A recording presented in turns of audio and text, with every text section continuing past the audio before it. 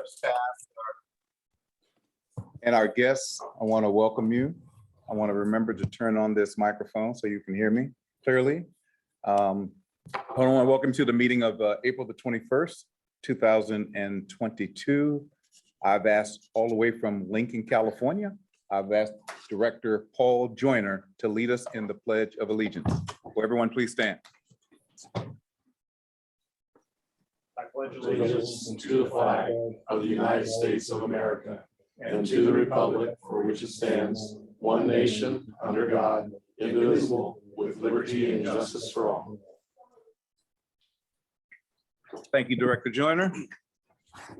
At this point in time, I'd like to have the Madam Clerk, Lynette, to please call the roll. Thank you. Before I call roll, I just wanted to announce a few housekeeping items.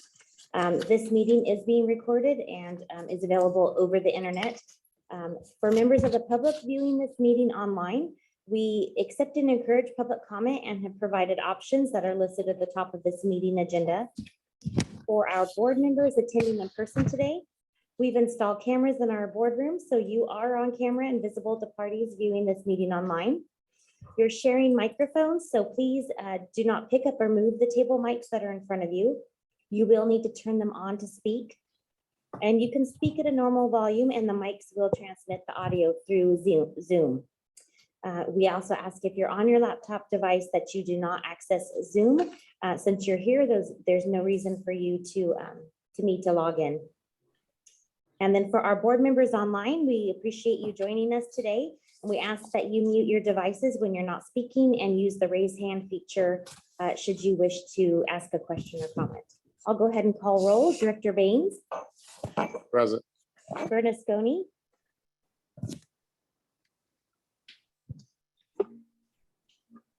I'll note for the record she is online. Director Bradford. Here. Branscombe. Absent Boulahan. Here. Burris. Here. Clark Kretz. Here. Desmond. Here. Frericks. Here.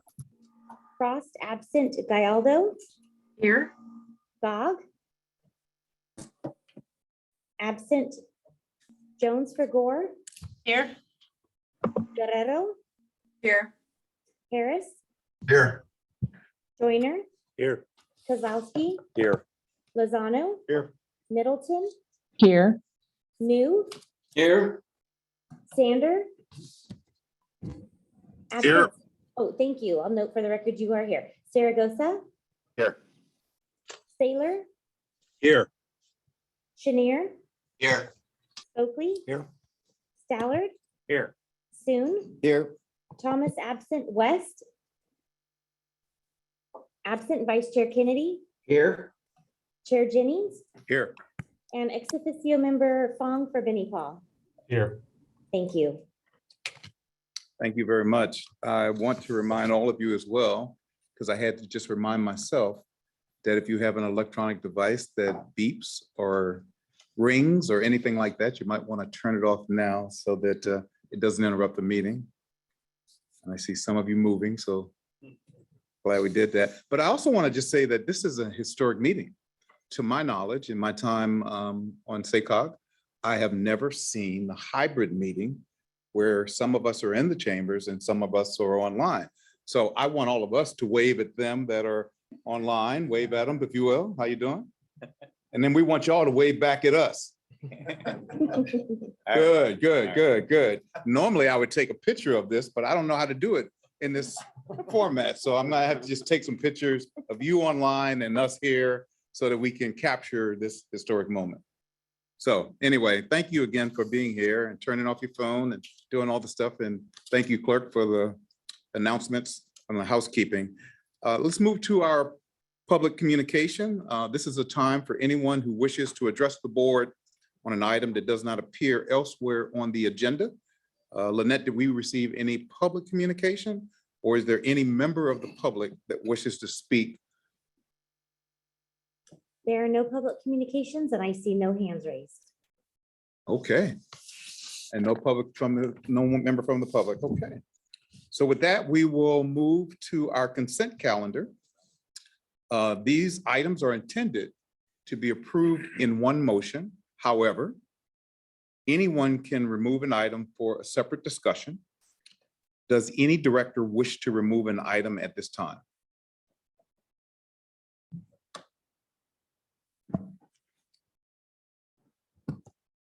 Okay, doesn't look so. That's good.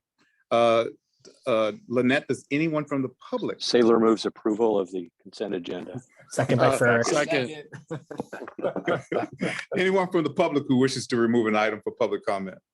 And I'll take that motion because I don't want to waste it. So, and I've got a couple of seconds as well.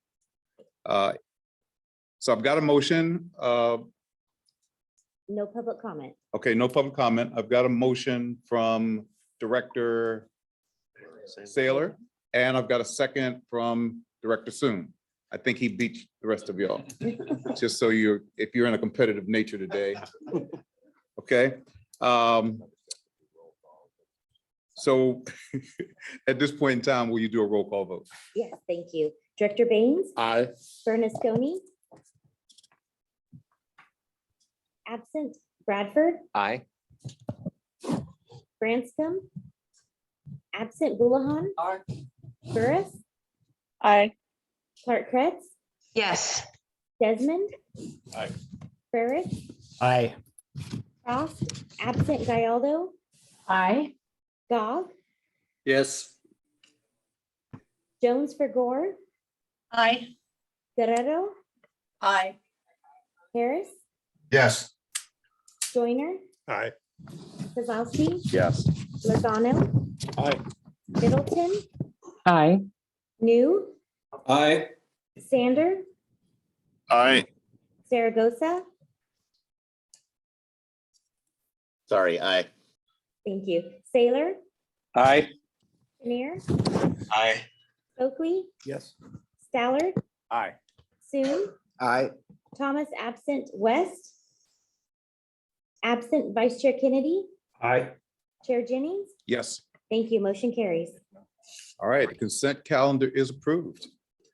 Okay, let's move now to hear action number 9 and approve amendment number 4 to the budget and overall work program for the fiscal year 2021, 2022. And Loretta Sue, SACOG staff will present this item. Welcome, Ms. Sue. Thank you. Good morning, Chair and a member of the boards. The purpose of this amendment number 4 to the budget and the OWP for fiscal year 2021-22 is mainly to reflect the increase in allocation of federal core planning funds of approximately $470,000, and then also an increase in the Transportation Development Act planning and administrative fees of approximately $700,000. As a result of these increases, the budget amendment number 4 does not require the use of the fund balance of $526,000, which was included in the original adopted budgets. Staff also anticipate a net increase in fund balance of approximately $800,000 as a result of these increases. Staff is bringing forward a recommendation on how to allocate the excess funds to assigned fund balance in the draft budget for fiscal year 2022-23. This amendment also includes the reallocation of staff hours between projects to reflect actual workload and then anticipated employee utilization for the remaining fiscal year. Also included in the amendment is the adjustment to revenue and expenditures for future years. This is to better align the budget to actual expenditures, so the budgets reflect a decrease of net revenue of approximately $9.6 million in total for the fiscal year. For more information, please refer to the details that was attached to the staff item, which include attachment A, which shows the changes in the overall revenue by funding source comparing to the amendment number 3. And then also attachment B, C, D, and E provide a summary of revenue and expenditures that is included in the amendment number 4. With this amendment, SACOG budget and OWP for fiscal year 2021-22 reflects an overall total revenue of 21.5 million and net increase in fund balance of approximately 800,000. With that, I'm happy to answer any questions related to the budget amendments. Thank you. Are there any directors that have a question or comment regarding this item? Okay. Is there anyone from the public who wishes to comment on this item? I see no public comment. I would entertain a motion to approve. Bradford will move to approve. Second. Would you please call the roll? Yes, thank you. Director Baines, Aye. Bernasconi, That's our mouth. oh, can you do a thumbs up, Director Bernasconi, or down for your vote? We're not hearing you. You thumbs up. Thank you. I'll let the record show she's an aye vote. Thank you. Bradford, Aye. Branscombe, absent Houlihan. Aye. Burris, Aye. Clark Crest, Yes. Desmond, Aye. Frericks. Director Frericks, could you indicate your vote, please? I'll come back to you. Director Gallardo, Yes. Goff, Yes. Jones for Gore, Yes. Guerrero, Aye. Harris, Yes. Joyner, Yes. Kozlowski, Yes. Lozano, Aye. Middleton, Aye. New, Aye. Sander, Aye. Zaragoza, Aye. Sailor, Aye. Janier, Aye. Stokely, Yes. Stallard, Yes. Thune, Aye. Thomas absent, West absent, Vice Chair Kennedy. Aye. Chair Jennings, Yes. and coming back to Director Frericks, could you indicate your vote, please? Okay, I'll mark him absent for this vote, but motion carries. Motion carries. Okay. All right, we will now move to action item number 10, which is approving the draft budget and overall work program for the fiscal year 2022, 2023. And staff member Loretta Sue is still on the mic. Thank you. First, I'm going to turn it over to James to make a few remarks before I start the presentations. Okay, thanks, Loretta. I wanted to do this just to try to frame a little bit of the budget that is in front of you today for release and explain a little bit, because I know these things can be complicated. So let me give you a couple of highlights and just in some ways so you can track through Loretta's presentation and ask questions if you'd like. We basically have traditionally had sort of two budgets at SACOG. The larger one is kind of our our operating budget. And then the small one is the board and advocacy budget that comes off your member dues, right? So we track those, we give you the updates, we do amendments to those budgets. And right underneath that budget is what we call the OWP, or the overall work program. And that is a very important but lengthy document, because it is the document that it spells out everything we do, how we do it, the codes we use, and has a lot of federal and state requirements come down, right? So there's the budget and then there's the OWP. Just in terms of the top level highlights, I mentioned we have sort of a traditional operating budget, which fluctuates over time based on a number of things with a lot of very diversified revenue sources. As you know, and sometimes one of the big reasons people either know SACOG or join the board is because we have transportation funds that flow through the region that we manage. You won't actually see those in the budget. The way that transportation funding works, those are actually programmed by the board and administered and overseen by the staff, but they don't hit our books. So if we do a big funding round like we did last year, and we award upwards of $200 million, you're not going to see that right in the SACOG budget, even though we are administering it. The third piece, which you're going to see today, and that's why I wanted to orient you, which it's a good problem to have, not even a problem, it's a good thing to have and see, is we now have grants coming from the state that actually do hit our books. And the first type of that funding was the REAP 1.0, the housing planning funds, and you've been very involved in the Lunar Committee, especially in administering those. We did some competitive, we did some formula. That's what's helped your jurisdictions do housing elements. But also it's what we pass through to a lot of your jurisdictions to do specific plans and area plans, and we work on housing that way. Those monies hit our books. And now, again, the good news is we got Green Means Go funding, and that is also going to be hitting our books. And so partly what we have now is a thing we never had before, which is money that's hitting our books that we have to disperse out to all of your jurisdictions. So you'll see that in these kind of cycles. So when we kind of take a chunk of funding from this fiscal year for Green Means Go, as we had, and push it next year, it's because that money's not yet awarded. So you'll see these kind of bigger dips, and you should ask questions about them. But that's one thing I just wanted to kind of draw your attention to in what is admittedly a very complicated world of funding and finance for agencies like ours. And the last piece of good news, not to bury the headline, is both in terms of the existing year budget that you just took an action on and this coming year, we are not planning on using any reserves. We thought we would have to a year ago for this current fiscal year.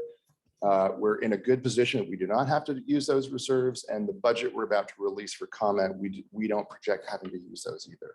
So I just wanted to give you hopefully like a bit of a top line, because our budget can be very complicated, and we want to make sure we do our best to explain what's happening and what is in the charts you're about to see. So, all right, that's my best shot at that.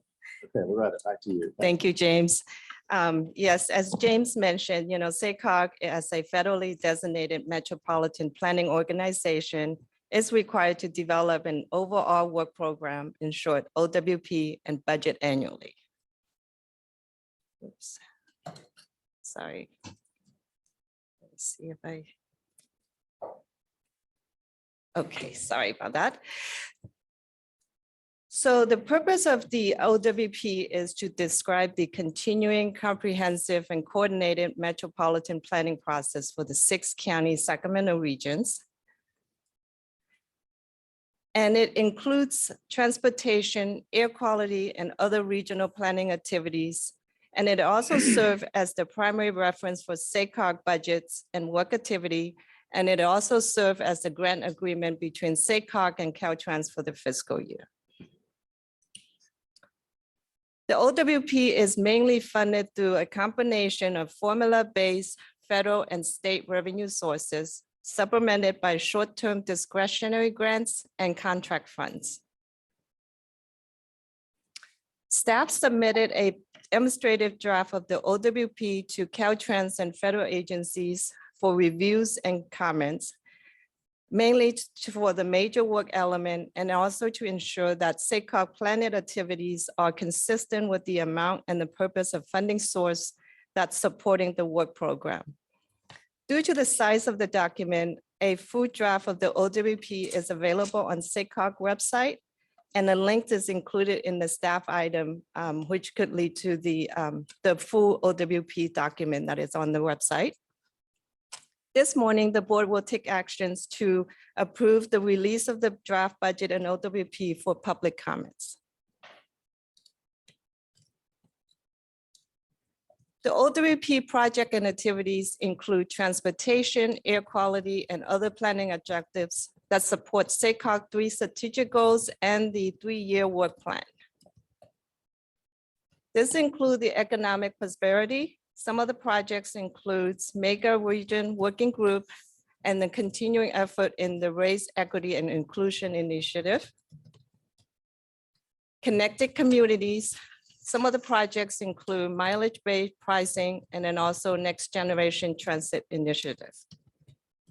And lastly, Vibrant Places. Some of the big projects include the REAP housing program and also the ramping up of the Green Means Go.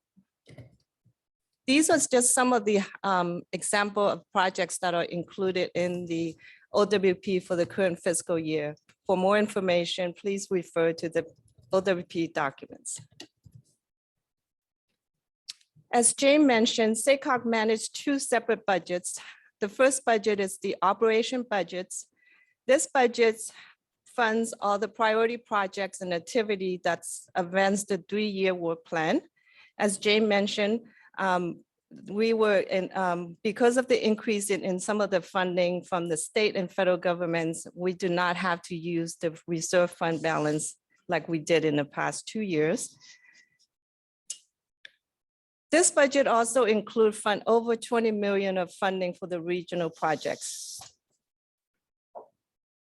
And the second budget is the board and advocacy budgets. This budget is mainly related to board activities, some of the federal and state advocacy work, and also staff support for member agency on technical stuff.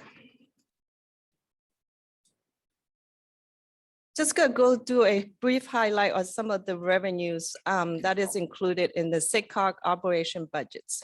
For the fiscal year 2022-23, total revenue is approximately 38.7 million, an increase of approximately 17.2 million compared to fiscal year 21-22. As you can see on the chart there, the federal revenue makes up about 25% of the total revenue and reflect an increase of approximately 1.8 million. This is due to the increase in the federal core planning funds of approximately 1.1 million, and also include the carryover of the funds from the previous year. And then the stimulus funding and other federal funding are approximately 700,000. The state funding is make up about 55% of the total budgets, and it reflect an increase of 14.9 million. This is mainly due to the REAP housing program and also the ramping up of the Green Means Go that James mentioned earlier. Local and other revenue makes up of the remaining 20% of the total revenue, and it reflect an increase of approximately 525,000. This is due to the increase in the planning and administrative fees for the 4 counties TDA program, and then also a small use of the SMF funds. This is another view of the revenue by activities. SIGCOG core planning activities makes up 14.5 million of the total revenue, or approximately 38.7%. Some of the projects that is included in this budget is the 2024 blueprint, the programming and project delivery, which is including the funding round, data model development and support, the transportation demand management, and also the management of the Transportation Development Act for the 4 counties. The regional program, it's approximately 56.6% of the total revenue. This, as Jane mentioned, this includes the REAP 1 housing program, the Green Means Go, the regional bike share, and also the Connect Card projects. The discretionary grant is approximately 4.7% of the budgets. Some of these projects mainly are just discretionary grants that was awarded through Caltrans annual applications competitive process. Some of the projects that is included in the OWP include the Regional Emergency Preparedness Plan, the Regional Transit Study and Recovery Activities, and also the Leverage Road Pricing Pilot. For more information regarding these revenue sources, please refer to the attachments that was included in the staff item. Attachment A show a comparison of revenue by funding source. Attachment C is the OWP revenue by funding source. And then also attachment D is the allocation of revenue by projects. This is an overview of the expenditures by category.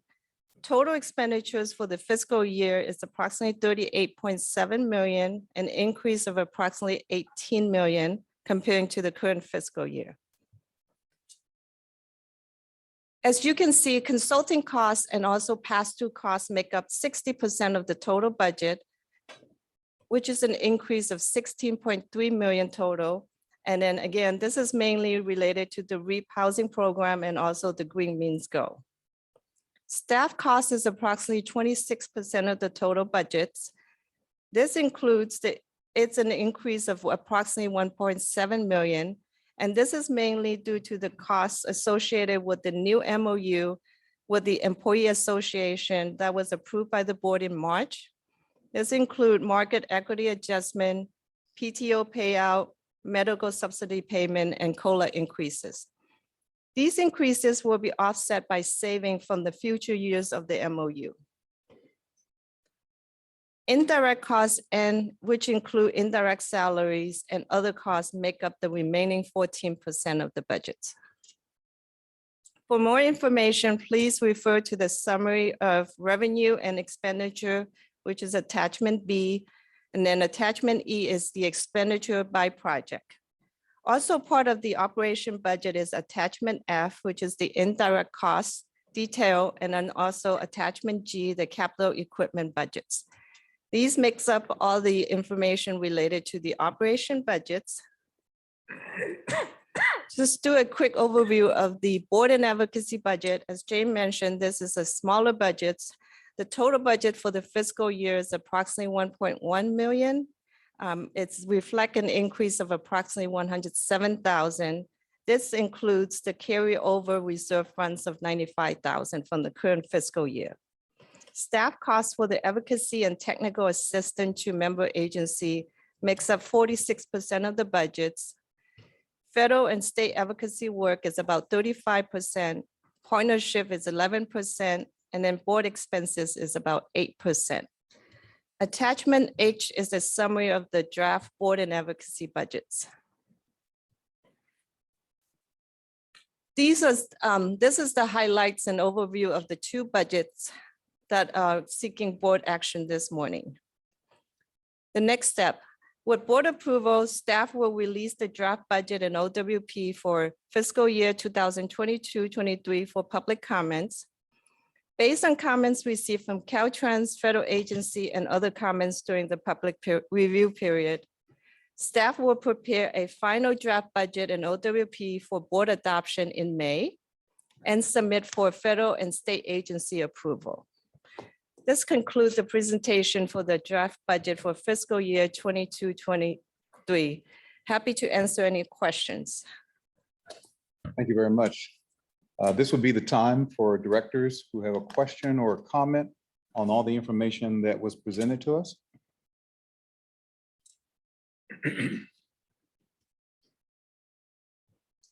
Anybody else? No Okay. questions. Seeing no questions, let's go to Sorry. Lucas. Okay, Lucas. Yes, excuse me. Sorry, Mr. Chair. Just thanks so much, Loretta, for your presentation. Just wanted to say a quick item, really about less a question, more just a couple of quick comments about some of the work that's included in the work plan. I think, we've had a number of conversations over the past couple of years and had some actions on sort of the increases in member dues, especially as it relates to the issues around advocacy work. I just wanted to really thank staff for, there's probably worth doing it in a couple different places, and I'm sure we'll get an update from Christina later, but, thank staff for the work on the advocacy. I mean, that work is paying off, and the increased membership dues from each of the jurisdictions is helping to fund that advocacy work, particularly both in DC, but also here in Sacramento in the state capitol. And it's absolutely paying off in Sacramento. And just want to just recognize that, that was sort of, it wasn't a contentious issue per se when we talked about the increases, but it was definitely something that we had a lot of discussion about. And I just want to, really just reiterate I think the good work that's been done by staff, and also that we have a lobbying contract as well with SACOG, with state lobbyists, and that we're at the table in the Capitol and not on the menu, so to speak. So really appreciate that. Thank you.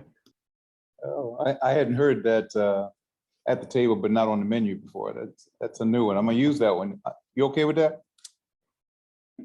It's definitely not an original. I borrowed it from somewhere else too.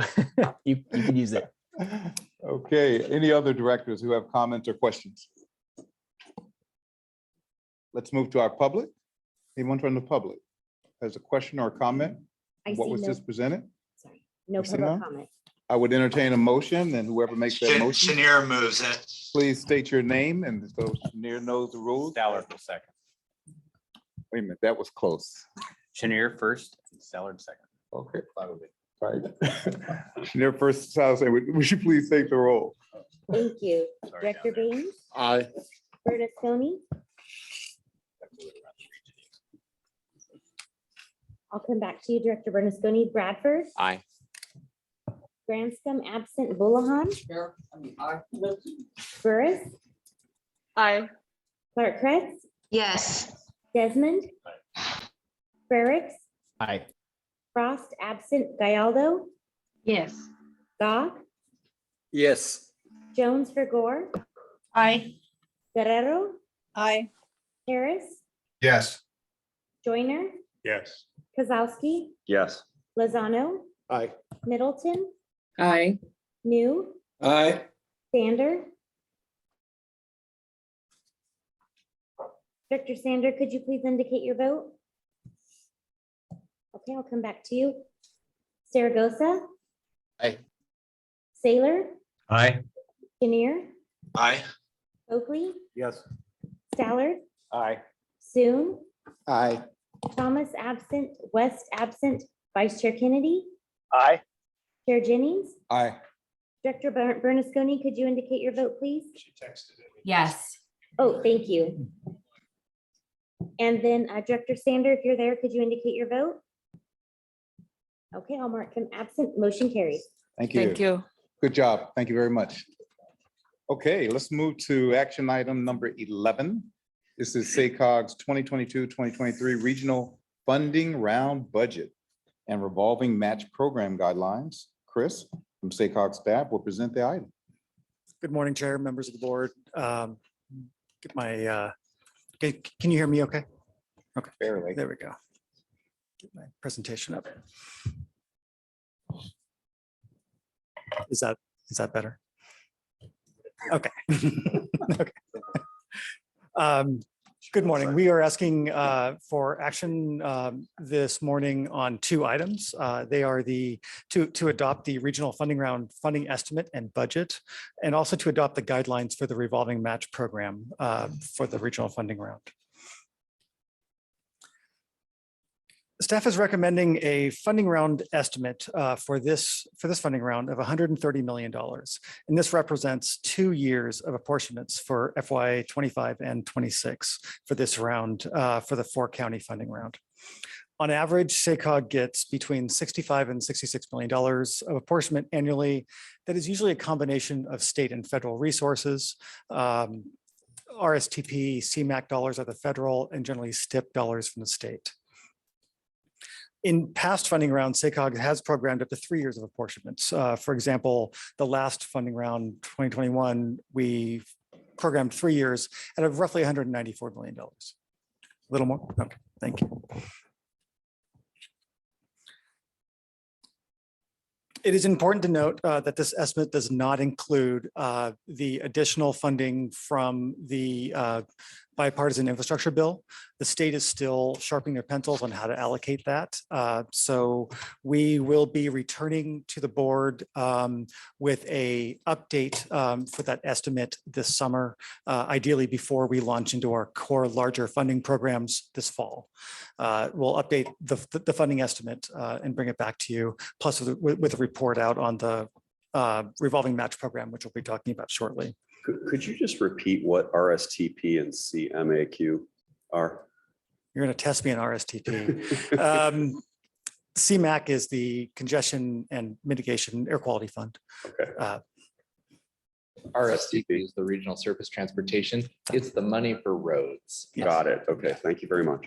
It is more flexible than CMAQ. It's our federal funding for transportation.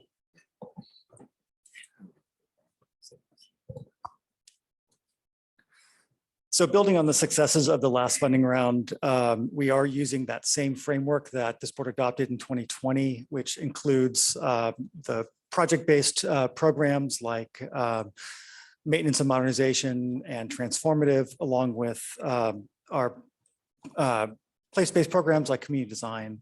We're going to carry that forward, that framework with a few changes, but so the table in front of you, this reflects the table 1 in the staff report, which is how staff is recommending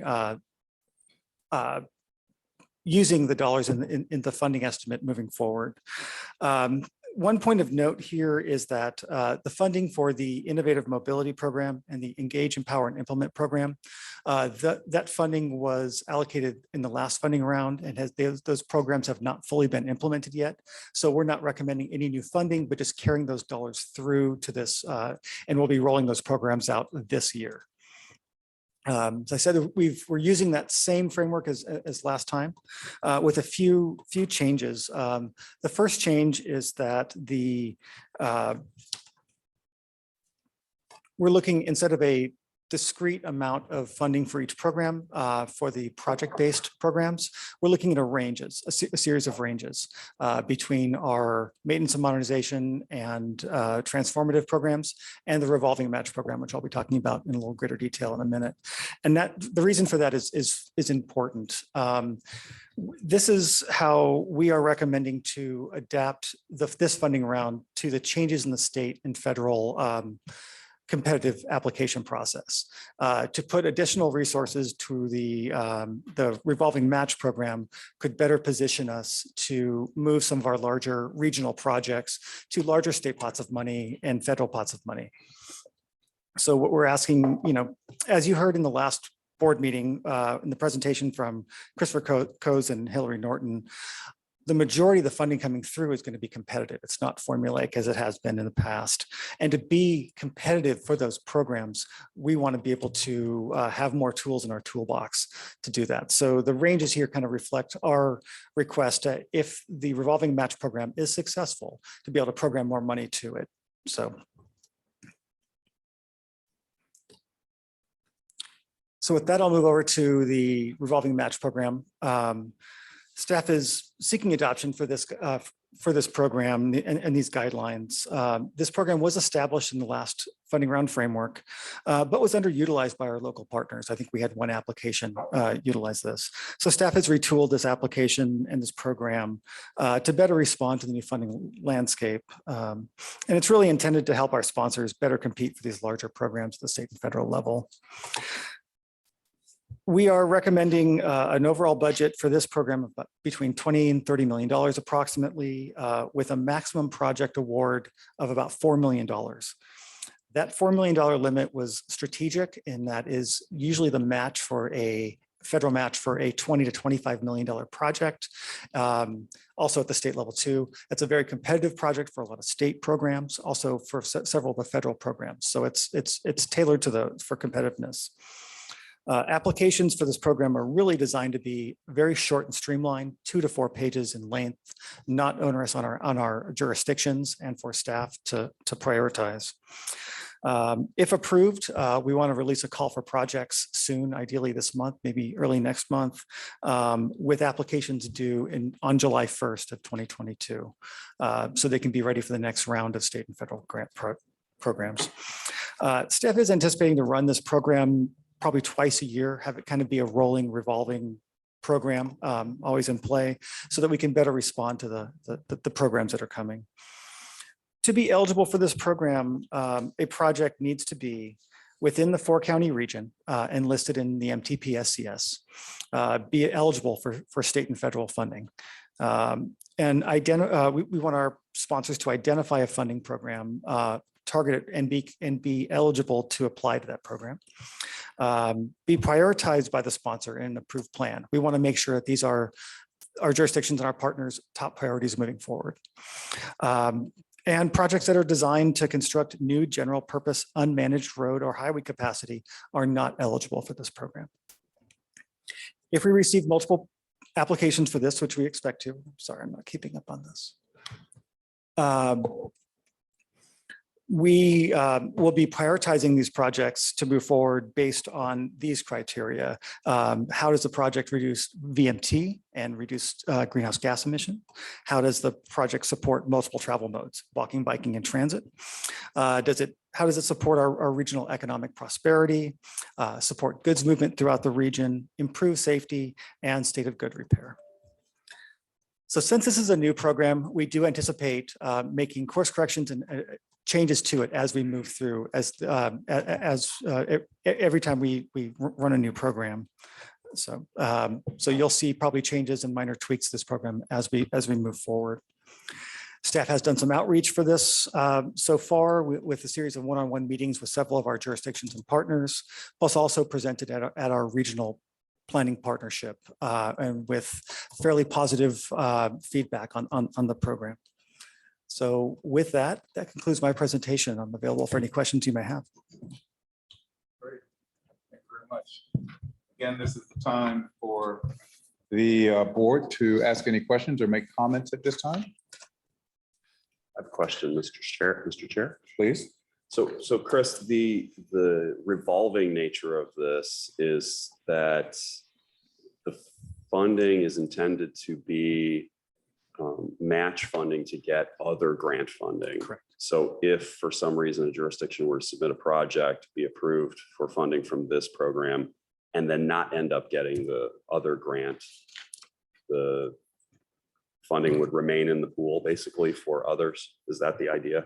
That is the idea. Okay. We would not actually program the dollars like we would like a funding round award until that project would get that funding, and then we would program it. So it would be set aside for it if Okay. that funding is awarded. And if it is, then we'll move it forward and program it. So will speculative approvals be part of the program where perhaps we know we have $20 million that we can distribute as match funding, but maybe we give approvals to 6 $4 million projects, and then you're oversubscribed, but you know that something is going to fall off the table?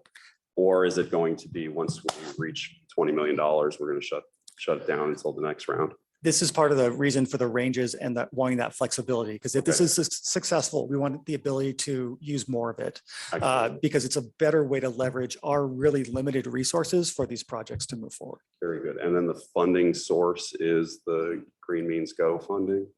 No? The funding source is the same funding sources that fund our regional funding round. Okay, So our transformative and maintenance and modernization programs, it's the same Gotcha. funding sources. okay. It has similar goals though, in terms of trying to reduce VMT. From a transportation perspective, yeah. Yeah, okay, gotcha. All right, thank you very much. Councilmember Chenier. Thank you, Chair. Chris, could you put up your last slide, the questions?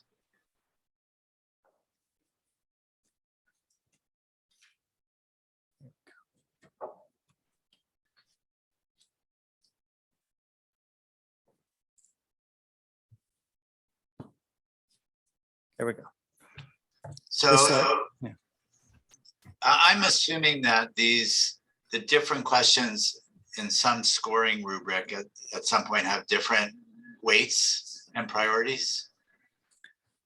Is that a correct assumption? Or, I mean, how are you going to look at these? Because obviously you could get projects that do great for VMT, but maybe they're not supporting equity. I don't know, whatever that looks like. Yeah, so this is actually the exact same data rubrics that we use for our general funding round programs through our PPA tool, or our project performance assessment tool. This is a series of quantitative data that is given to us with the tool that we have created, that we've run on every one of our programs when you submit for a funding round application. So yeah, we'll be probably, we're still looking at how to weight these appropriately, if that answers your question. But this is yeah, we understand not every project is probably going to address every one of these, but the best projects will address most of them, if that's the best way to answer that question. No, I appreciate that. The question that I have really then is around the equity question. And it seems to me that should be a lens that that really pertains to every one of these questions, but doesn't get marginalized as, well, how does this support equity as a separate question? More of a lens. So that's just my thought on this. Thank you. Other questions or comments from directors? So now I can't see the screen, so. There's no other, sorry, there is a hand raised. It is Director Saylor. Director Saylor, good to see you, sir. Thank you, Mr. Chair. Wonderful to not be there today. I have two questions, Chris. The first one is when we say revolving, does that mean it gets paid back? So the revolving means that this program will kind of be running ongoing consistently with a deadline that matches up with the next round of big grant opportunities. So as proposed right now, applications will be due in July, but we understand there's a lot of new programs that are being launched at the federal level that we don't know of yet. So we want to be able to have that also open up directly afterwards for the next round of these. So revolving really refers to the fact that it'll always kind of be an open call for projects for for this funding. Okay, but it's not a loan program, but rather a grant to leverage local jurisdictions' opportunities. It's, are we asking the local jurisdictions to repay this portion of the grant?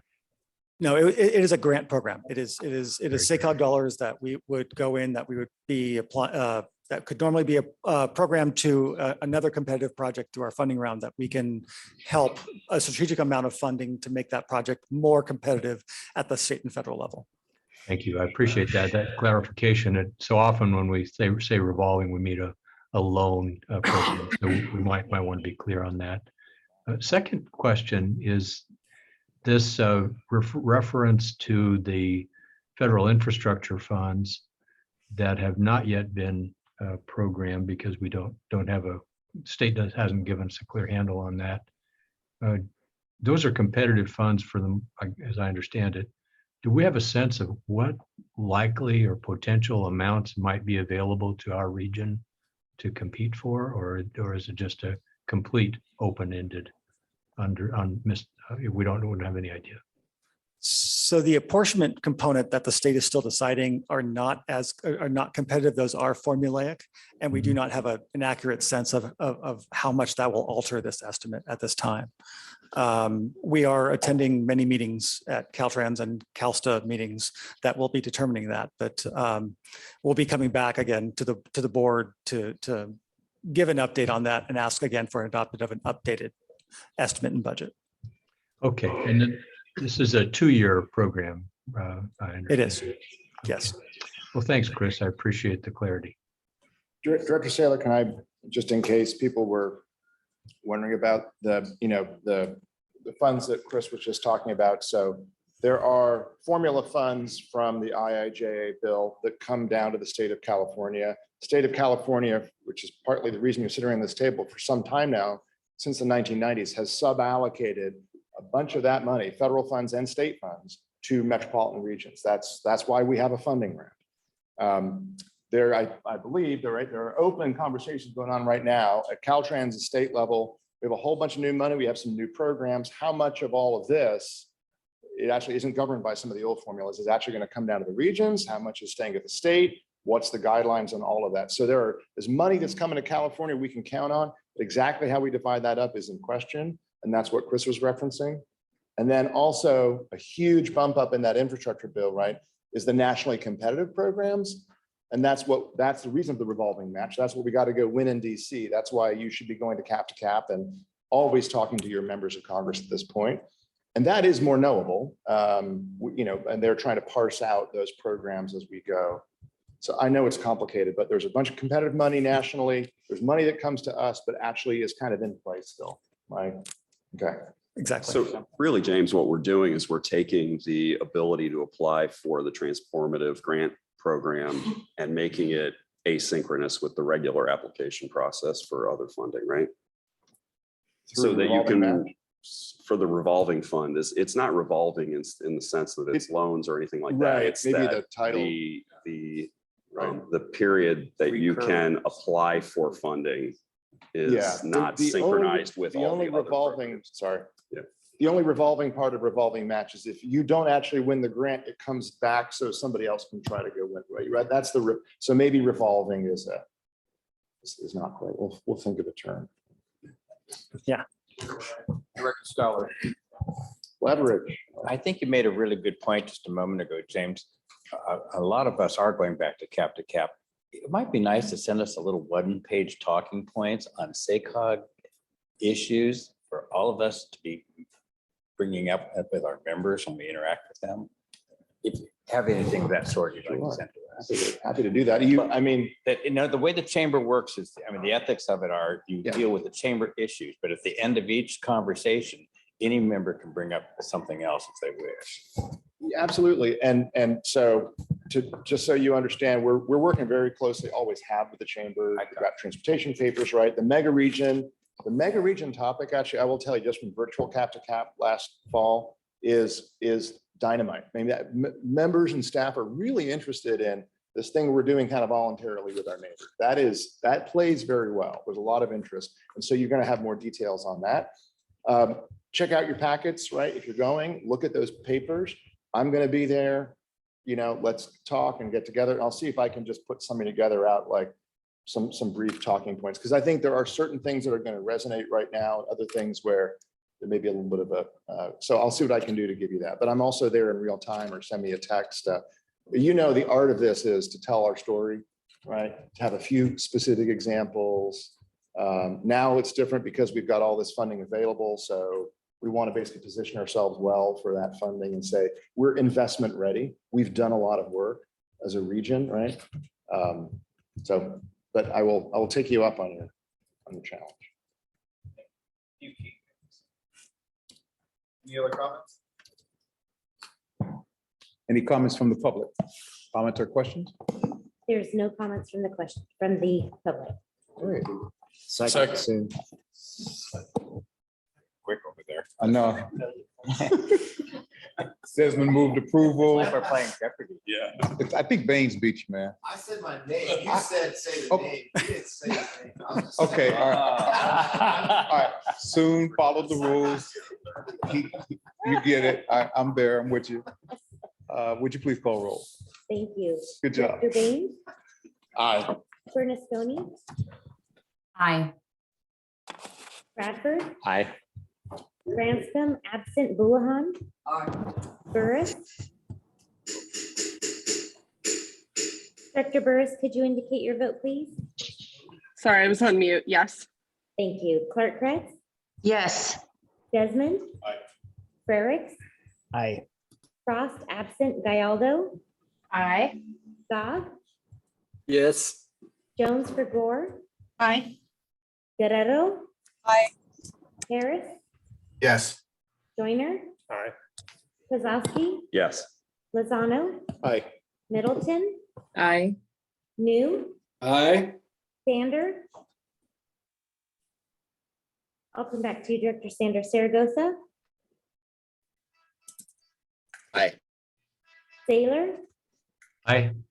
Chenier, Aye. Stokely, Yes. Ballard, Yes. Soon, Aye. Thomas absent, West absent, Vice Chair Kennedy. Chair Jennings, Yes. Director Sander, if you're there, could you indicate your vote, please? I'll mark him absent. And Vice Chair Kennedy, can you indicate your vote, please? Okay, I'll mark him absent, but motion carries. Thank you. Okay, we will move. Good job, Chris. We will move to action item number 12, our draft final regional trails network and prioritization framework. Victoria from SACOG staff will present this item. Good morning, and let me do my best to use this microphone to the best of its abilities. Before you present, I just want to let you know, I heard whispers up here that said this is pretty exciting. Yes. So I want to let you Yes. know. they're Oh, in- good. So my they- whisper campaign worked. No, Great. absolutely. Absolutely. All right, so I am here today to request the board approval of the final regional trail network and the prioritization framework.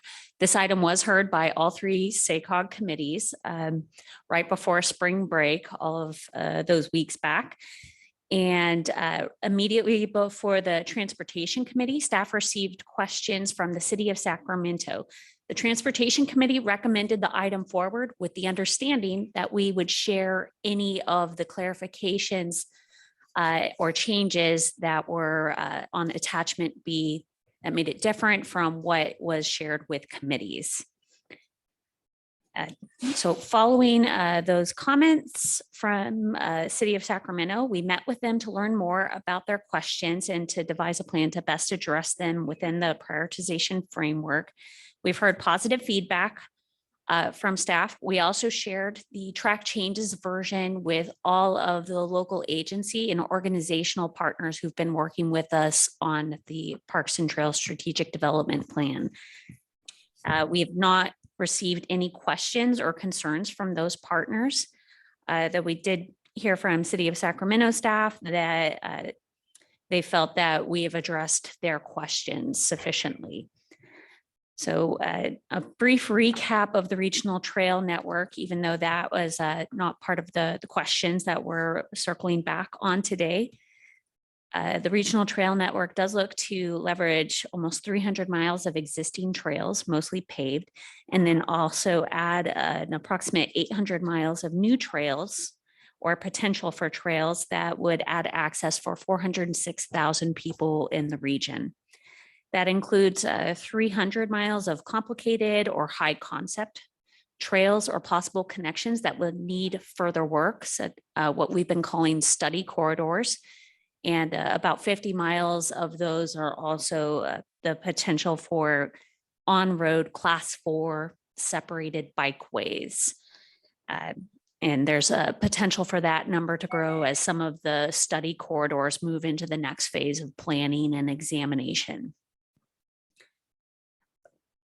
So focusing on attachment B, which we have in track changes for transparency, we added some clarifications on how we discussed and applied the performance metrics under the plan goals. We believe that this is consistent with the intent of everything that the board has reviewed and acted on to date, but we wanted to ensure that people are able to use the prioritization framework without having to couple it with the trail network performance metrics. We also added an explanation of how the prioritization would be used. This is a reflection of what we discussed with the Transportation Committee in depth.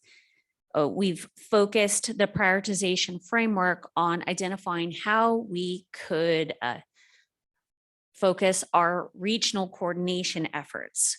We're looking mostly at regional coordination because we've heard throughout the process of identifying the trail network that there are a lot of challenges when convening multiple partners needed to implement some of these trail segments. And that in itself is why some of them have not been picked up or implemented to date. And we'd also like to emphasize that one of the most significant outcomes of this effort is to bring more partners to the table. And by identifying the potential of individual trail segments to serve a much bigger regional role when you connect them to each other. And then lastly, we're looking to identify how prioritization of the network is separate from regional funding criteria. Regional funding criteria is always going to be acted on in a separate action, such as the last item that you discussed and acted on. I would say that I would want to call attention to the new text under the section of critical access, formerly known as diverse benefit. It's under the category of regionalism.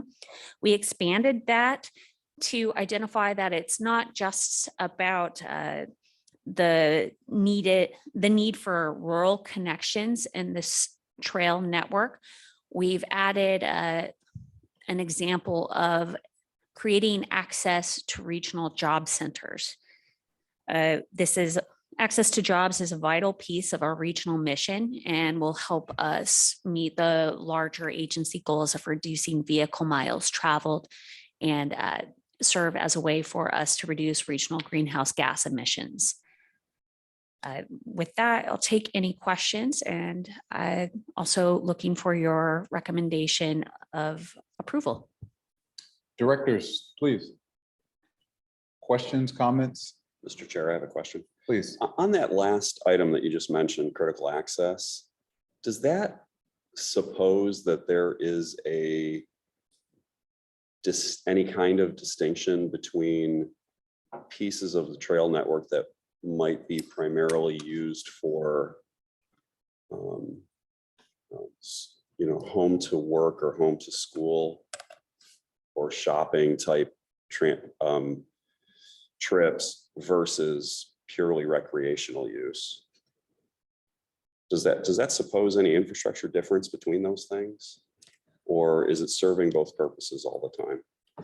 I know that that's a little bit of a squishy question, but and no is probably the answer, but I'm just curious if you had considered that. Because that might lead you to, your example might lead you to believe that there is a distinction. Mhm. I think that it is kind of, it's going to be mostly based on the needs of what people in that area say, which determines how the project is going to be built. I've been thinking about this a lot in terms of our focus has been on paved trails because we see those as being more accessible, being more likely to be used for transportation purposes. And the vast majority of the planned trail segments are anticipated to be paved trails or some sort of on-road.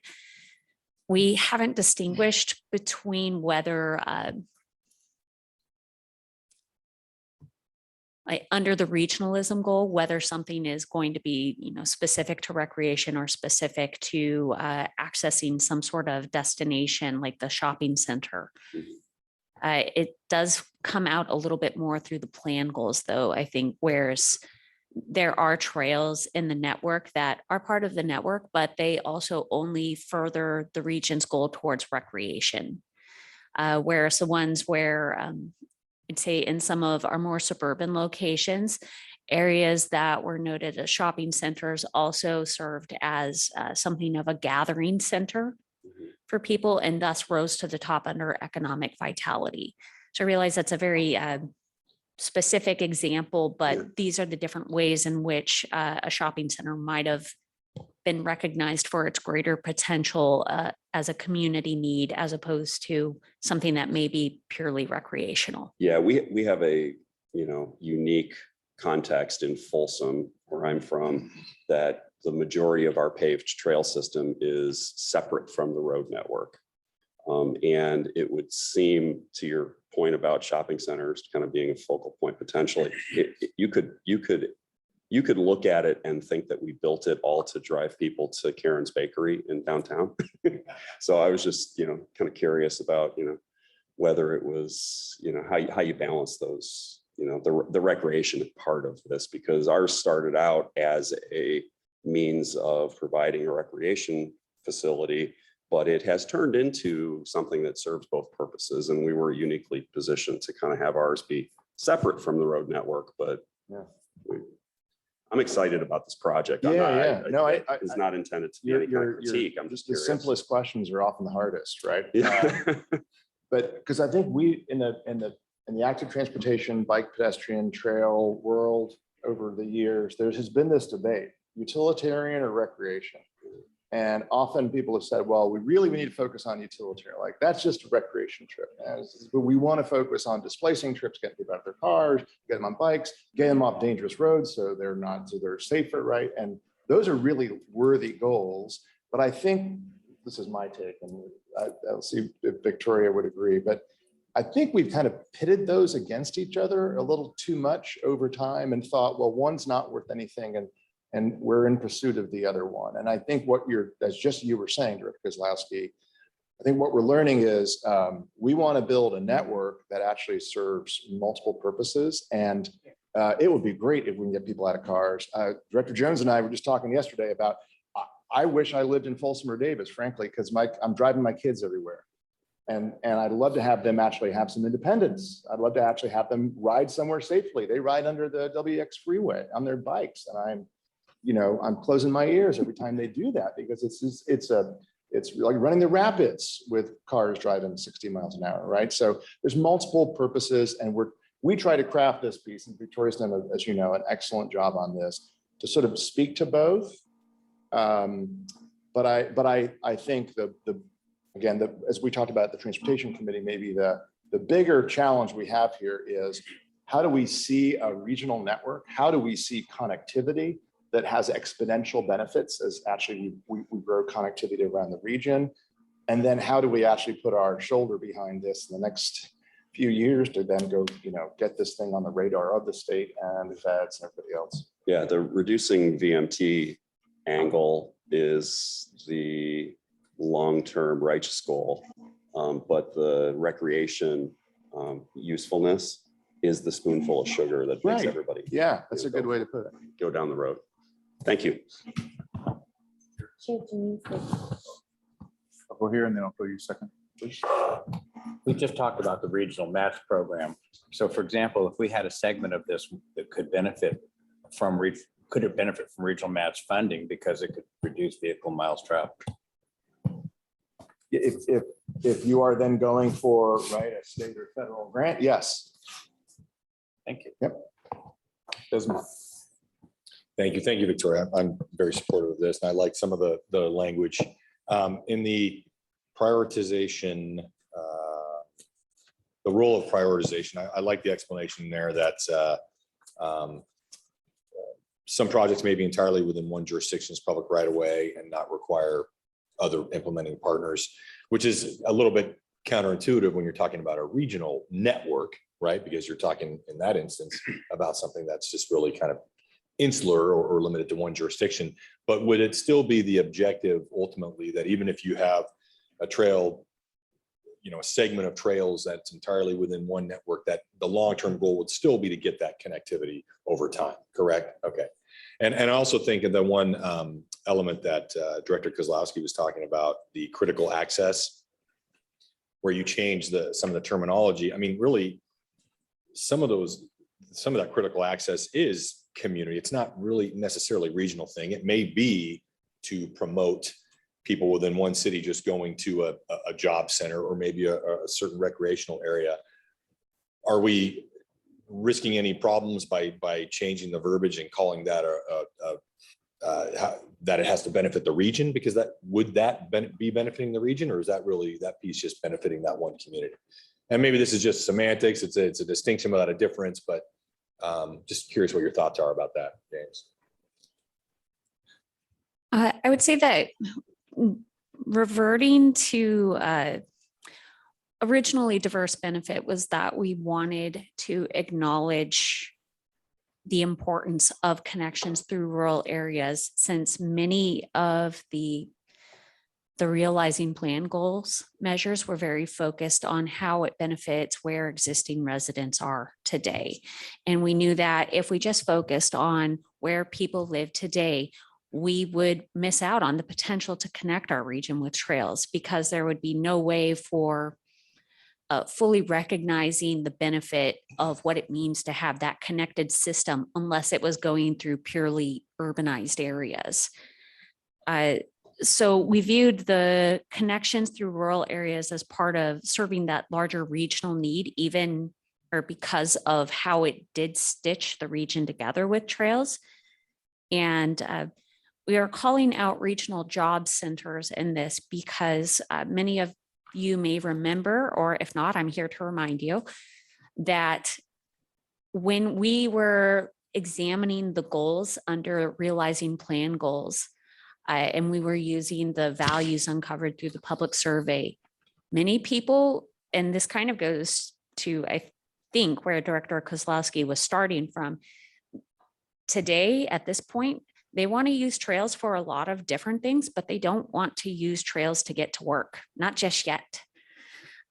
Maybe once we get them more in the habit of understanding that you can use trails for these different, dare we say, utilitarian purposes, that they'll be willing to explore using them for more and more connections, and to use the regional trail network as a backbone to get from one city to the next, and then use on-street networks to get that last stretch of distance to get to either the job center or some other place that they want to go that's in the next city over. So I would say that that's why we had highlighted regional job center access as part of a regional benefit, because to this point, it has not been represented in our discussion unless it overlapped with a place that otherwise people wanted to gather. Okay, thank you. Thank you, Victoria. I just want to make sure that by changing the community to region and that one criteria, you're not going to make some projects potentially score lower, because it really is more of just a community benefit, because it helps people in that community get to job centers and even in a rural area. Does that make sense? So if you don't think that's a concern, then. Well, and back to our conversation at Transportation Committee, and I don't want to have this sound like this isn't important, because this is an important exercise that as I said then, if we could build all 800 miles tomorrow, we'd do it. And that we can't. And so from a regional perspective, what we're trying to do with this prioritization criteria is actually, it's not funding criteria necessarily, but it is where do we need to actually spend, where are the key connections, the key segments that actually represent potentially hard to do segments that have big benefit, right? How do you define benefit? How do you find regional benefit? And that's another simple question with a hard answer. So a lot of this, we're learning this as we do it. We've never had a regional trails plan before. And so I don't want to say it's a distinction without a difference. I personally am not worried about it. Like, for instance, we haven't put every single trail in the region on here, right? We worked with your staff to say, what is it's almost like the interstate highway network, right, of the nation, right? They're not all interstates, but some of them have local travel on them. Some people get on one exit and get off the next, right? So we're trying to work through that. I hear what you're saying, and we've definitely been trying to, as I've talked to many of you about the last week, balance. This is in many ways our regional opportunities and our regional challenges are inherent in this project. Great. And we don't have the perfect answer yet, but we will need your help. Thank you. I want to get Director Gallardo, please. Thank you. Well, I love this, and I'm excited to see what we do. I will tell you just from personal experience that, 1 year into my nifty new electric bike, I got the basket on the front and I'm riding it to my council meetings, and I'm at almost 400 miles on that bike, which I wouldn't have done before, because now I know if I get into a challenging spot, I can get through it. So I do think for some of the commuting, just basing on my own personal experience, I'm using it to commute now. And I think those e-bikes are making a little bit of a difference. I noticed, like, for in my area, my job center, my biggest employer is also Sierra College. So I think for me, looking at, we have William Jessup and Sierra College. I know looking down in Elk Grove with Casumas River or AR, hitting those centers, which are also employment centers and schools, is really, I think, an important piece, because every one of us in every city will tell you school traffic is our nightmare twice a day for basically everyone. So I'd like to see that as a focus and realize that they're a little bit of both. And then also I'm wondering, will we have an opportunity when SACOG staff comes out to our council meetings to bring these maps and show people specifically how it will impact our community? We can do that. We can do that. I think that would be great. You good? I'm good. Thank you. Director Soon.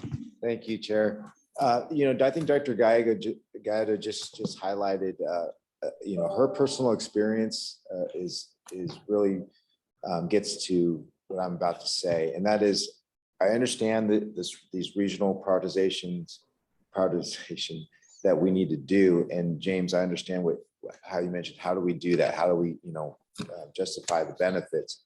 But I would just remind folks that this is a regional plan. And even though we're putting this prioritization metrics in place, while we may address equity and other things, we can't ignore progress for each individual jurisdiction. So, Director Gallardo just highlighted her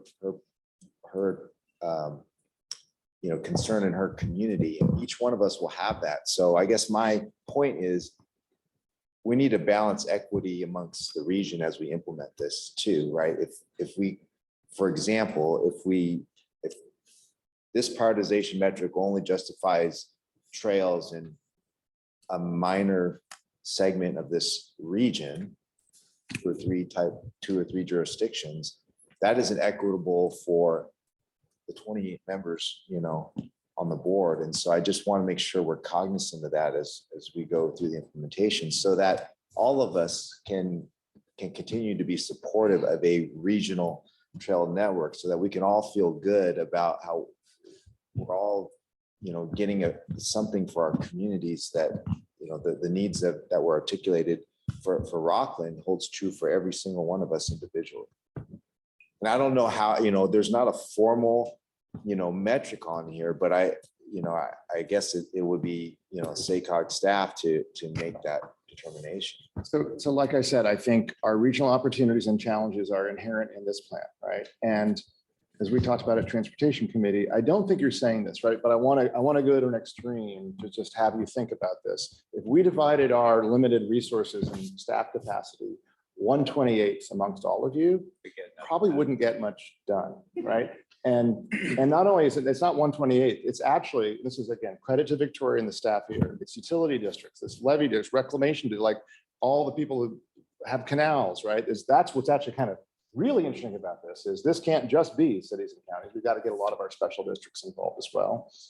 And like I said, Director Soon, if Elk Grove needs help on, Laguna Creek or whatever, like we want to help you. We absolutely want to help you. But we also have to take a regional lens on this and look at which are the places in the region that if they don't get help, it's not going to happen. And that just got to be a little bit of give and take, I think, amongst all of you. Right? There may be one jurisdiction that has a heck of a lot of levy that is really tough to figure out how do we get the neighboring property owners to be okay with it, right? But if we could get that trail on top of that levy, there's multiple benefits that result. I'm giving you that's just so I hear you, and I hear something very similar, right? All of you saying like, I just want to make sure I'm not left out of this.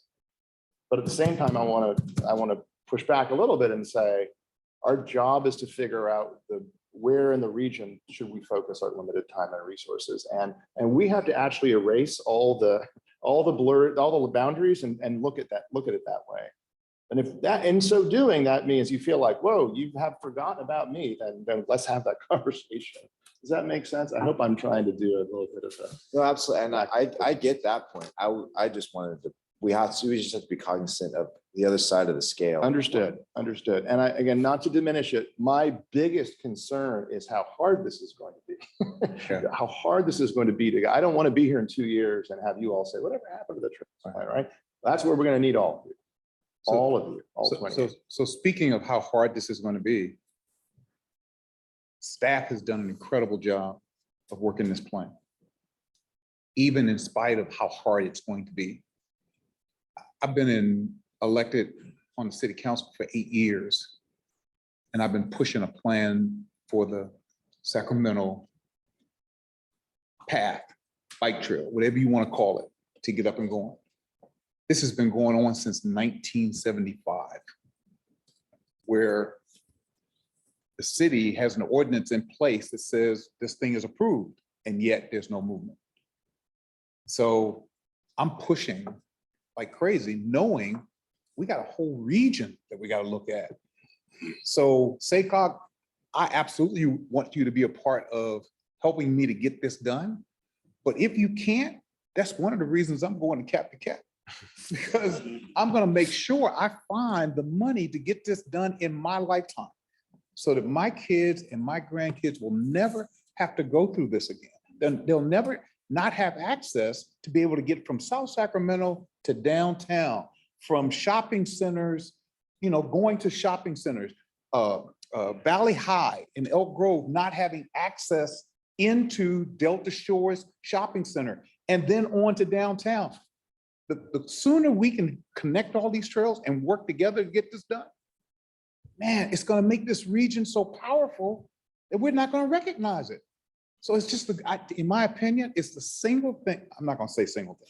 It's one of the biggest things that we can do to make a difference. And all of us have to work together, understanding that some might move ahead before us, but we're all going to move at some point in time forward. So that's why it's one of the reasons I'm on this board, is because I know the power of us working together as 6 regions working together. All of us With me? working together. Yeah. 6 counties, I'm sorry. I think the question is not where we're going to be next year, but where we're going to be 10 years from now. And it's just going to take time. And I'd say any success is everybody's success. So And we should rejoice in it. let's get on with it. Through the chair. Yes, please. Baines moves to approve. Sailor seconds. Wait a Sailor minute. seconds. I was trying to hold a second for the virtual community. or- Sailor Yeah, seconds. I already got it first. Do I have a second from the virtual community? Sailor.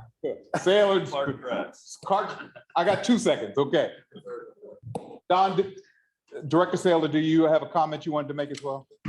I think you said it very well, Mr. Chair, and I think that this will be a marker for our regional prosperity focus. If people come to visit our region, they're going to enjoy the trail network that we're launching with this effort today. And I echo your comments, Rick, about the excellent staff work and the diligence, the very thoughtful approach that we've got before us today. So with that, that's enough. I'm ready to vote. I think I did see Director Harris's hand up earlier. I'm not sure if he wanted to make a comment. Director Harris, did you want to make a comment? I can't hear you, sir.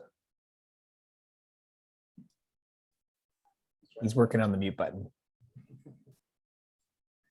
All right, there it is. Actually, I was just raising my hand to try to be a virtual second, but I got beat out.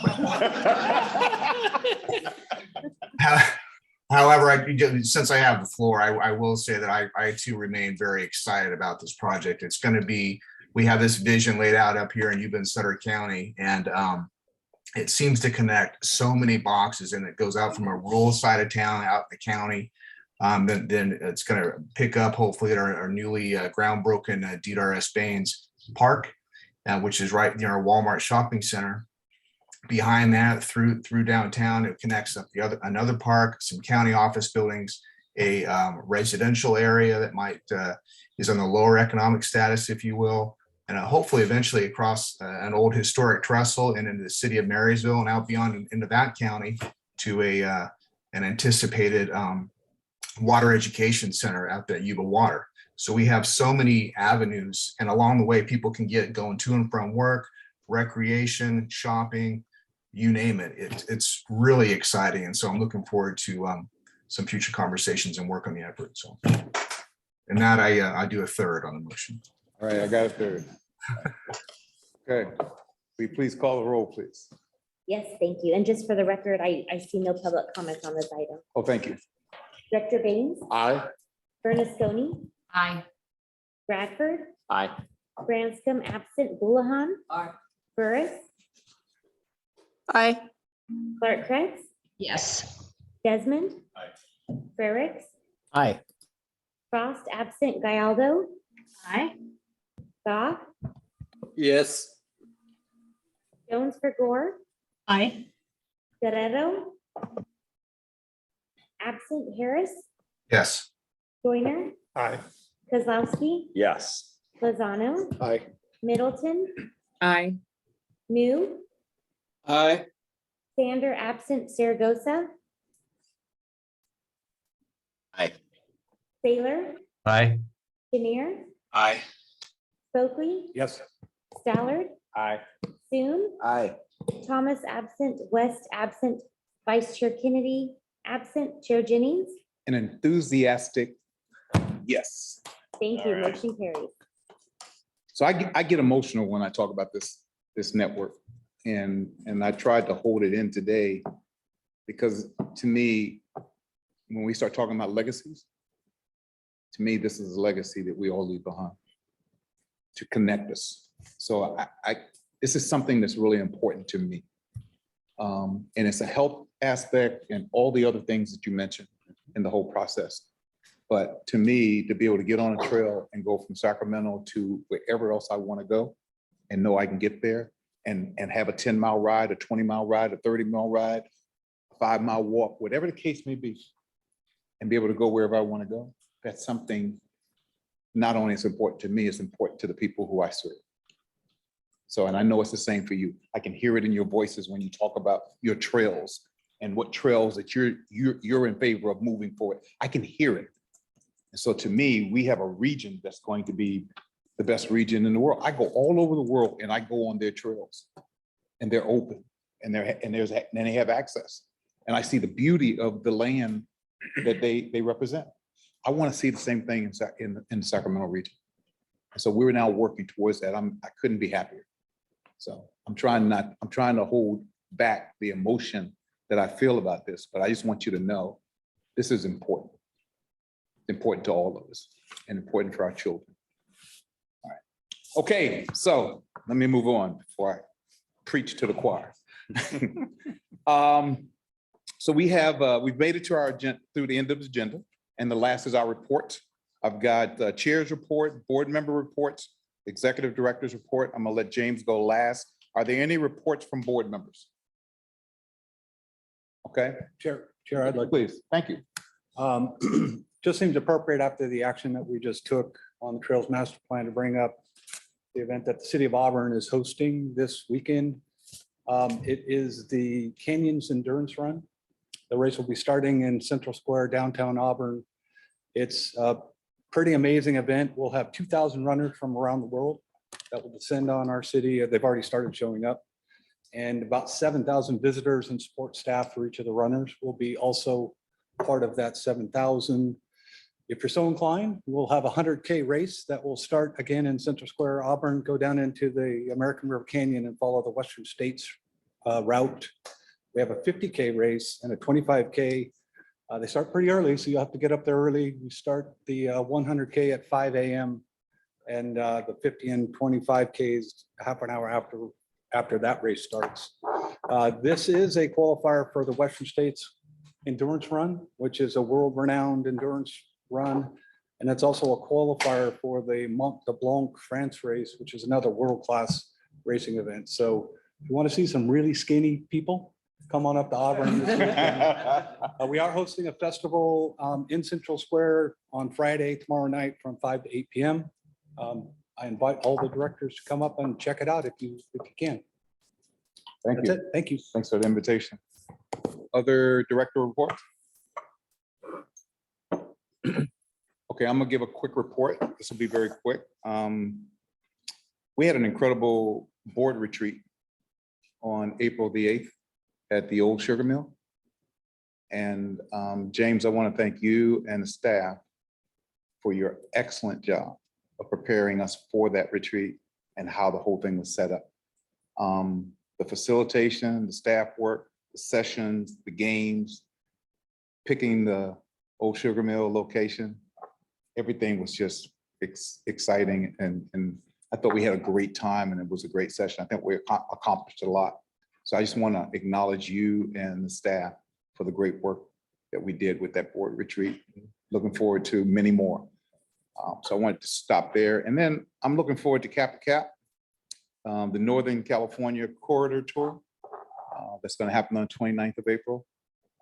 And I know some of you are going as well and will be participating in that. So that'll give us an opportunity to network even more as we go back for that. And then finally, after we get back from Cap to Cap, we'll come back and we'll have a meeting of another SACOG meeting on the 19th of May, Thursday, May 19th at 9:30 again. And I'm looking forward to seeing more people in person than virtually, just putting the word out. All right, so y'all made it hard on me to do this combination virtual SACOG, but I understand everybody has to feel comfortable. Tell them we're having more fun here. Yeah, we are having fun here, no question. But I know everyone has to feel comfortable and I want everyone to feel comfortable, but I also want to see us try our best to get back to the norm of the way we've done it in the past. And so once we all get to that point, we can have everyone. But until then, we'll continue to have these hybrid models, right? We'll do that. We'll do what's best for everyone, okay? So that's my report. And with that, James, I'm gonna turn it over to you for your report, sir. Sure. Thanks, Mr. Chair. Thanks, everybody. Good to see you in person. So a few things, let me just touch on the trails plan. We didn't want to get ahead of you too much, but we are planning a big launch event for the regional trails plan, Friday, May 20th, between 8 and 10 a.m. It's in my update from my executive director report. Mia Lopez and our SACOG staff here is coordinating events. We want to have multiple events around the region. Show up in whatever you want, get your bike, walking. We want to really do a big launch. So we're going to take the time now so that sort of the official launch, if you will, now that you've approved the network, we're gonna wrap it with, some data, some good graphics, some visuals, and we're getting ready for a big launch event Friday, May 20th, big National Bike to Work Day. Would love to see you out there. And by the way, just to mention in Cap to Cap, if you have a half a day at Cap to Cap, check out the trail network in the greater DC region, in the district itself, in Northern Virginia, where we're going to take that tour. Fantastic trails. You can do a bike share, you can rent a bike super easily and just see what it's meant for that city. First item. Second, just want to thank, again, in my report, a lot of our partners on this federal RAISE planning grant. I know a lot of our partners and jurisdictions submitted RAISE grants, but we had a regional 6-county planning grant that was a great partnership. It was Placer County Transportation Planning Agency, El Dorado County Transportation Commission, the Yuba Sutter Blue Zones Project, super exciting up there, UC Davis, Civic Thread, which is a nonprofit civic engagement organization to do a lot of engagement, and is to basically create and stitch together, much like that trails plan we just talked about, zero emission, shared mobility and active modes, a plan that does it all. So Director Baines and I have been talking a lot about the zero emission potential for a truck fueling, electrification, hydrogen facility right up in Sutter County, because there's so many trucks. But you'll only be successful with one facility. If we think about it and network it right with all the money that's available, we need to do this together as a region. So again, thanks a lot of partners on that grant. It was very exciting. We should know about all those RAISE grants coming up in August or September. Mega Region Working Group, I mentioned that's going to be a big topic at Cap to Cap. That next meeting of the Mega Region Working Group, of course, which you have 4 members on, is tomorrow from 12:30 to 2:30. And by the way, the only reason that that group is being successful is our ability to meet remotely and virtual. So I'd love to see you in person, but that's one where thank goodness that they can do that virtually. I will not be able to be there tomorrow. Casey Lazan, our deputy executive, will be there in my place. And again, I just want to say thank you all for the board retreat. I second that. It was great to see everybody in person that day. I know some of you couldn't make it, but we had a really good turnout. People stayed to the end. We talked a lot about triple bottom line, equity, economy, environment, had some great outside speakers, and it was palpable, I think, just the enthusiasm that I got from all of you about being there, rolling up sleeves, and doing some great work collectively, of which I've heard similar themes this morning. So thank you all. Look forward to Cap to Cap. We did not have a workshop this month. We are going to be planning a workshop again in the May board meeting on that May 19th. We've invited actually our peers from San Diego and Sandag to come up here and present to you a little bit of what's happening in San Diego. So stay tuned for that. And that wraps up my report. Great. The remaining items 14 through 19 are on the agenda and they are received and file. Are there any questions on any of those items? Yeah, thank you, Chair Jennings. I just wanted to note, so item 14, and I'm feeling a little protective about this, only because recent state legislation, continues to erode local control, and land use control is one of the last bastions, I feel like, for all our individual agencies. So when I see land use implementation activities, as a standing agenda item, which it used to be blueprint implementation. And so I'm wondering whether, do we need to call it land use implementation, recognizing our body closely related to land use, but we still do, from a transportation perspective, the land use control should be retained by our respective local agencies. So similar to the comment that was made earlier about the recurring or revolving matching funds, there's some confusion there. I just wonder whether for future, if this is a standing item, if it's not better left as blueprint. If I can address that. As you know, the region has a blueprint. You all came together, developed that in 2004, and we're proud of that blueprint. That was a bottom-up, commitment to land use change and working together rather than having it done from outside. We always called it, as you referenced, Director Soon, blueprint implementation activities.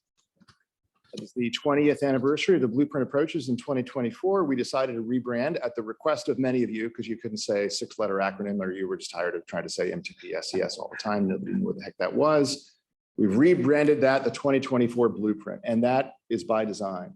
We want to revisit, right, some of the choices, and we've talked about pathways. We had a scenario planning exercise at your board retreat to understand what are the decisions that you're making today that will impact this region in 20 and 30 years. So that is now the 2024 Blueprint.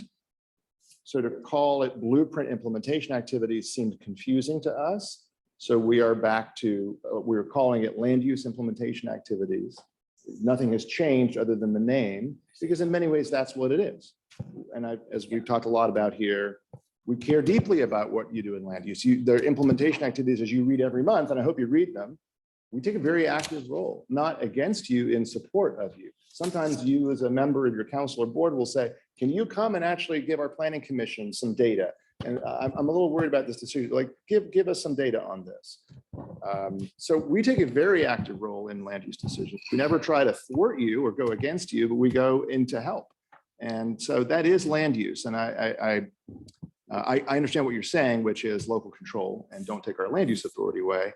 But I'm going to come back to the conversation we had earlier on the trails plan, which is we're in this together and we have an opinion. You don't have to listen to it, but we have an opinion about it, right? Just like we've talked about with Elk Grove. We care that you develop jobs in Elk Grove, right? What you do inside your jurisdiction in Elk Grove matters to the region, which is why we want to help you support jobs, right? That's a land use play. That's land use implementation. So I'm sorry if I'm animated, but I think this is a recurring theme that and again, I think we're building a good foundation here. Board retreat was a great foundation. As this SCS and the new Blueprint 2024 marches on, we are going to have some hard conversations about how we're growing as a region and what it means and what our neighbors do in our neighboring jurisdictions, the neighboring counties. That is not top down because we're here to help you not have that be the case, but it's bottom up and it's at this table. No, I appreciate that clarification.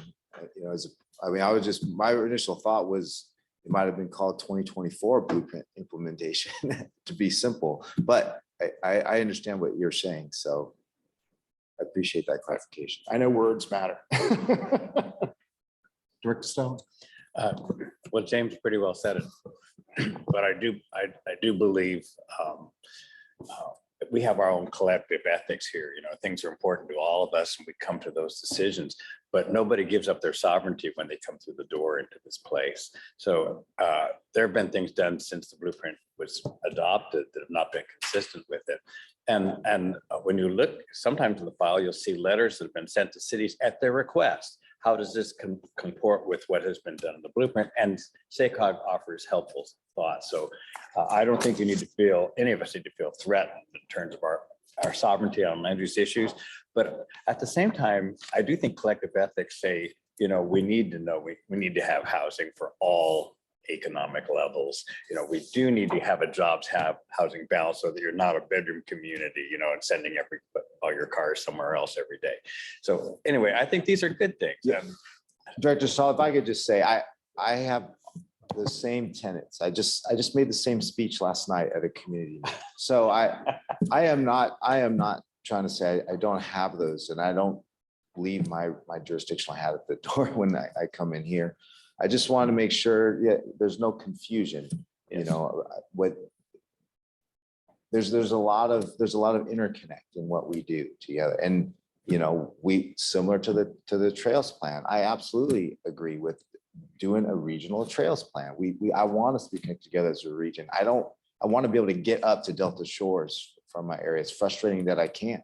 It's frustrating that I can't even, you know, get connected via transit, you know, in our community. So I get the regionalism of it. So I just want to emphasize that, but I also want to make sure that more the general public knows when we're all gone, this standing item that people know that we're, you know, there is a fine line between what we do as a board and what we do independently with our land use decisions. And I think, you know, it can get convoluted because we do so much of the overlap all the time in our day-to-day lives. So for folks who may not be, you know, familiar with this board or, you know, the nuances of land use and MTPs and SCSs and those things. I just want the general public to understand there is a distinction here between land use implementation and what we're trying to say, which is, you know, the blueprint implementation. So, thank you. Any other points, questions? That's adjourned before we get in trouble. I know, I totally agree. This meeting is hereby adjourned. Thank you, Mr. Chair. I'm actually traveling around the country next meeting.